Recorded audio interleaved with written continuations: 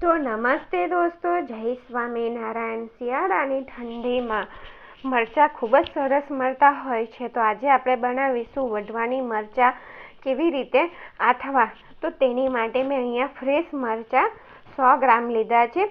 મરચાં ફ્રેશ જ લેવાના છે, તો જ તે વધારે દિવસ સુધીને રહી શકશે। તો મરચાંને આ રીતે વચ્ચેથી આપણે કટ લગાવી દેવાનો છે। જો ખુલે ના તો ફરીથી થોડો ઊંડો કટ લગાવી દેવાનો। તો આ રીતે કટ લગાવી દીધું છે। તો બધા મરચાંને તે રીતે કટ લગાવીને તૈયાર કરી દીધા છે। અને અહીંયા આપણે 1.5 ટીસ્પૂન હળદર લઈશું,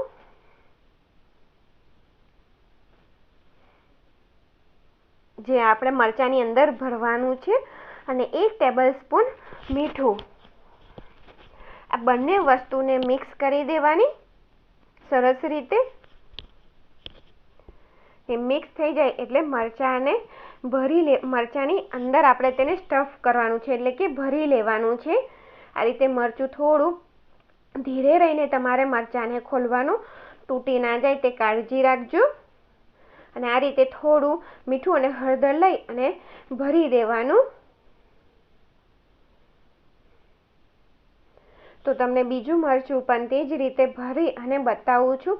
આ રીતે તમે મરચાં આથશો ને તો ટેસ્ટ તેનો ખૂબ જ સરસ આવે છે। જેવો તમે બહારથી માર્કેટથી લાવીએ છીએ ને આપણે આથેલા તૈયાર મરચાં, તેવો ખૂબ જ સરસ ટેસ્ટ આવશે। તો બધા મરચાંને તે રીતે મેં તૈયાર કરી દીધા છે ભરીને। તો તેની અંદર 1 ટેબલસ્પૂન લીંબુનો રસ ઉમેરવાનો છે, અને મિક્સ કરી અને તેને 4 કલાક માટે આપણે ઢાંકી અને રહેવા દેવાનું છે। તો 4 કલાક થઈ ગયા છે, ત્યાર પછી આપણે મરચાંને જોઈ લઈએ। તો જો મરચાંની અંદરથી આ રીતે પાણી રિલીઝ થશે, તે પાણીને આપણે ઢોળી દેવાનું છે। તેમાં તીખાશનું પ્રમાણ બધું નીકળી જશે મરચાંનું, એટલે પાણીનો યુઝ આપણે કરવાનો નથી। અને 2 કલાક માટે મરચાંને આ રીતે કાનાવાળા વાસણમાં કાઢી અને પંખાની નીચે મૂકી દેવાનું છે। તેને ડ્રાય કરી લેવાના છે, કે પછી તમે કોઈ કપડા પર પણ થોડાની અંદર ડ્રાય થાય પછી કપડાની અંદર। તો જુઓ 2 કલાક પછી આ રીતના સરસ ડ્રાય થઈ ગયા છે મરચાં। ડ્રાય કરીશું ને તો તે થોડો લાંબો સમય સુધીને રહી શકે છે। તો તેની માટે મસાલો તૈયાર કરીએ। તો 1 ટીસ્પૂન મેથીના દાણા લીધા છે।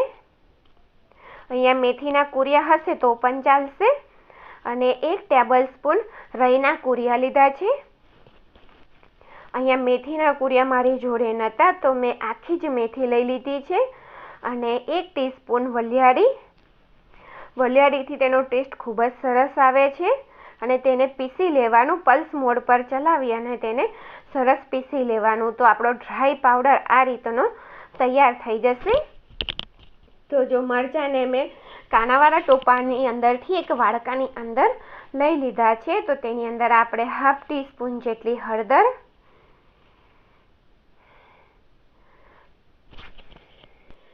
તો અહીંયા થોડુંક અમથું જ મીઠું આપણે ઉમેરવાનું છે। પહેલાં ઉમેર્યું છે એટલે ધ્યાન રાખીને મીઠું ઉમેરવાનું, અને સરસ રીતે આ રીતે મિક્સ કરી દેવાનું।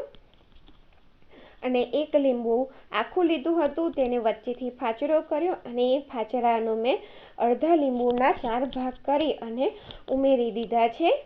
તેને પણ મિક્સ કરી દેવાના। અને અહીંયા એક પેન લીધું, તેની અંદર 1/4 કપ જેટલું તેલ લીધું છે, ને તેલ ગરમ થાય ને ત્યારે તેની અંદર 1/8 ટીસ્પૂન જેટલી હિંગ ઉમેરવાની છે। તેલ સારી રીતે ગરમ હોવું જોઈએ, અને તેની અંદર જે મસાલો તૈયાર કર્યો તે ઉમેરી દેવાનો। જો મસાલો નાખતા તે કેવો ઉપર દેખાય છે તે રીતનું હોવું જોઈએ, વધારે કડક તેલ નહીં, વઘાર કરતા હોય આપણે તે રીતનું હોવું જોઈએ। અને મિક્સ કરી અને તેને હવે મિક્સ થઈ જાય એટલે ઉતારી લેવાનું, ને જે મરચાં રાખ્યા હતા વાડકામાં તેની અંદર રેડી દેવાનું છે, ઉમેરી દેવાનું। ઉમેરી અને સરસ રીતે તેને મિક્સ કરી દેવાનું। તો આ મરચાં વઢવાની આથેલા મરચાં બનીને તૈયાર થઈ ગયા છે, અને તમારે આથી અને 2 દિવસ પછી ખાશો તો તે ખૂબ જ ટેસ્ટી લાગે છે। તો તેને એક બોટલની અંદર આપણે કાચની બોટલની અંદર ભરી દઈએ। આ રીતે તેને 2 દિવસ પછી ખાશો એટલે સરસ એકદમ ટેસ્ટી મરચાં બની જશે. તો થેન્ક યુ ફોર વોચિંગ.